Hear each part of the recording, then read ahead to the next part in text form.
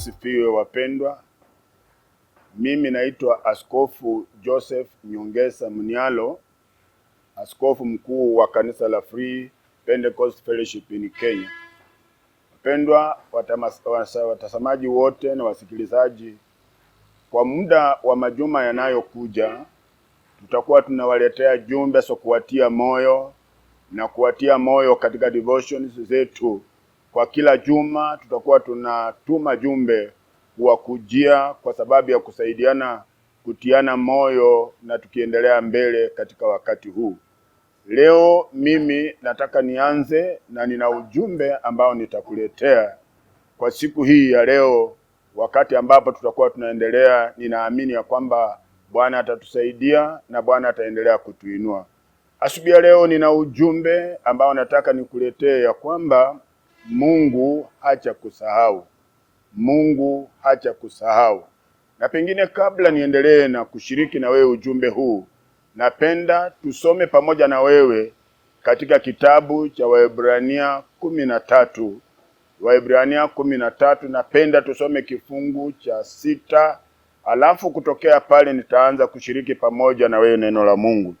Maandiko inasema, kwa kuwa yeye mwenyewe amesema, sitakupungukia kabisa wala sitakuacha kabisa. Neno ambalo nataka nishiriki na wewe mpendwa mtazamaji wangu ni kwamba nataka kushiriki na wewe neno kwamba Mungu hacha kusahau. Tunaposoma katika andiko hili ambalo tumesoma, tunapata neno la himizo ya kwamba Mungu hacha kusahau wala Mungu hata kupungukiwa. Tunaishi katika nyakati ambazo washiriki wengi wamekufa moyo. Tunaishi nyakati ambazo washiriki wengi wamefika mahali wanataka kukata tamaa. Ni kwa sababu ya mambo ambayo yamewasukuma, ni kwa sababu ya hali ambayo yamewasukuma. Na kwa sababu ya hiyo wengi wanaishi maisha ya kutaka kukata tamaa. Lakini mpendwa, nimekuja kukutia moyo ya kwamba Mungu hacha kusahau. Licha kwamba unapitia changamoto, licha kwamba unapitia mambo magumu, lakini nataka nikutie moyo katika siku hii ya kwamba Bwana hacha kusahau. Yes, ninaamini mambo si rahisi. Tunapitia mambo magumu, tunapitia katika mambo yanatufinya, mambo ya uchumi yametufinya, lakini nimekuja kukutia moyo ya kwamba Mungu aliyekuumba hacha kusahau na hata kuacha. Neno la Mungu limesema hata kupungukia wala hata kuacha. Na mimi nimekuja kukutia moyo, kukukumbusha ya kwamba Mungu wetu hata kuacha wala hata kupungukia. Ndio nimesema si kwamba hatunaishi maisha mema, tunapitia hali ngumu. Ndio ninajua kwamba pressure za maisha zinatusukuma, wengine tumefika mahali tunataka kukata tamaa, lakini nataka nikuambie ya kwamba Mungu wetu hata kuacha na Mungu wetu hata kupungukiwa. Pendo, nataka nikupe kiza katika maandiko ya Mungu.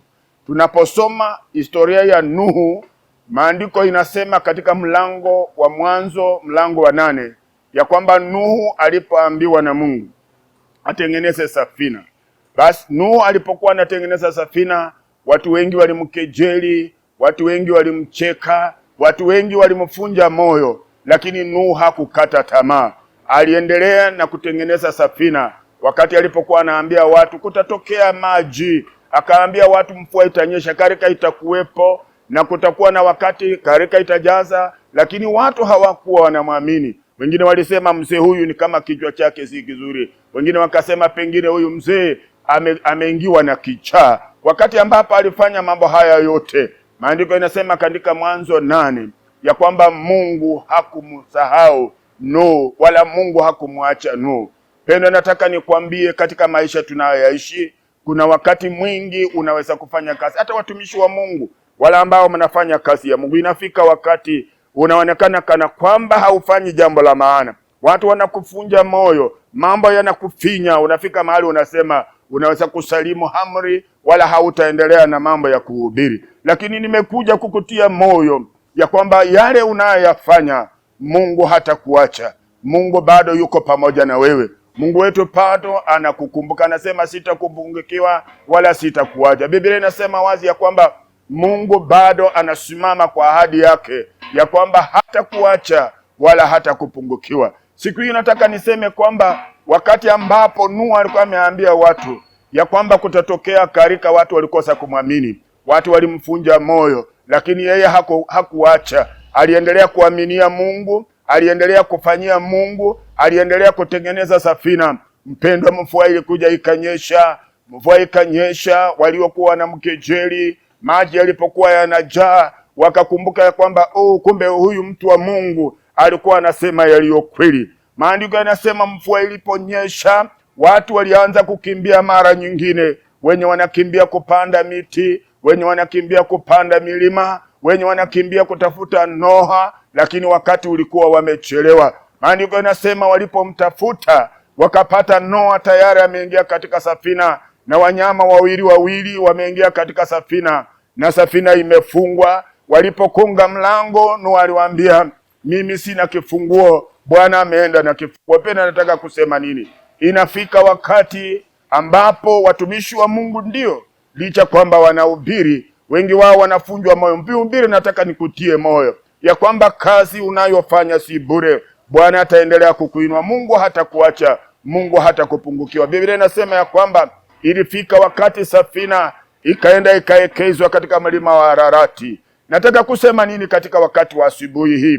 Nataka niseme ya kwamba wakati safina ilitulia katika mlima wa Ararati, kulikuwa na upumziko, watu wakapata utulivu. Lakini nataka nikwambie ya kwamba wakati umefika.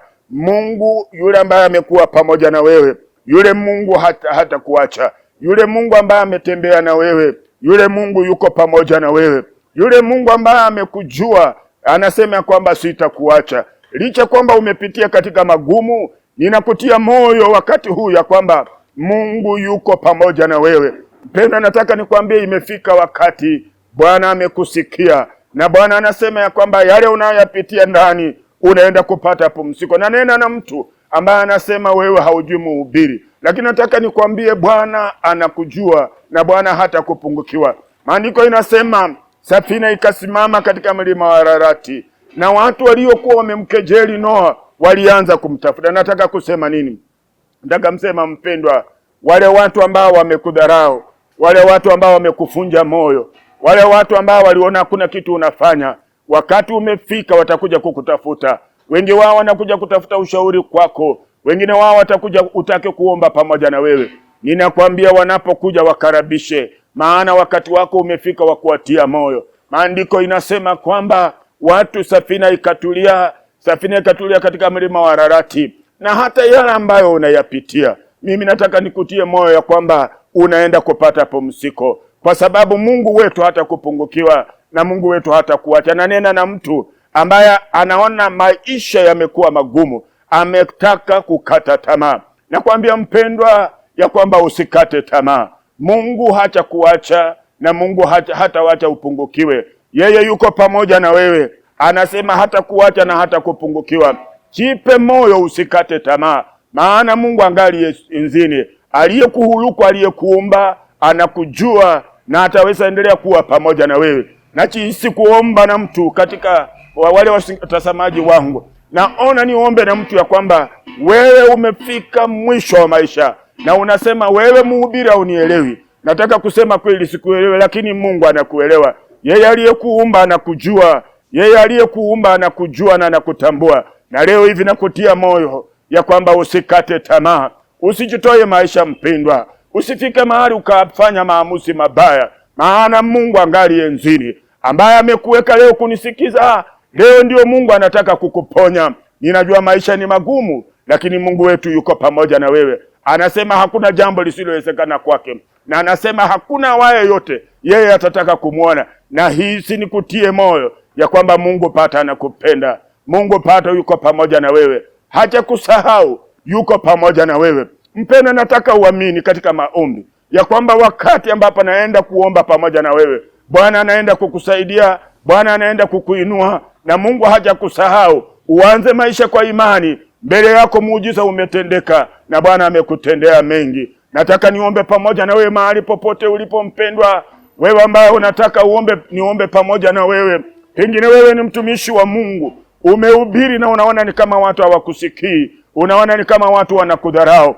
Mhubiri na kutia moyo, chipe moyo. Bwana yuko pamoja na wewe. Wewe mtu wa Mungu, pengine mambo yamekufinya, umefika mahali umesema maisha haya yamekuwa magumu, unataka kujitoa maisha. Nataka nikutie moyo ya kwamba Bwana amesimama kwa ahadi yake ya kwamba hata kupungukiwa na wala hata kuacha. Nataka niombe pamoja nawe mahali popote ulipo, Bwana aweze kukusaidia ya kwamba yuko pamoja na haja kusahau. Ndio maana ujumbe unauleta kwa wakati huu ni kwa sababu ya kukuponya. Mahali ulipo wewe mpendwa, unayetaka tuombe pamoja na wewe, inua mkono wako, amini Mungu, tuombe pamoja. Bwana akusaidie na Bwana akuinue. Tunaomba.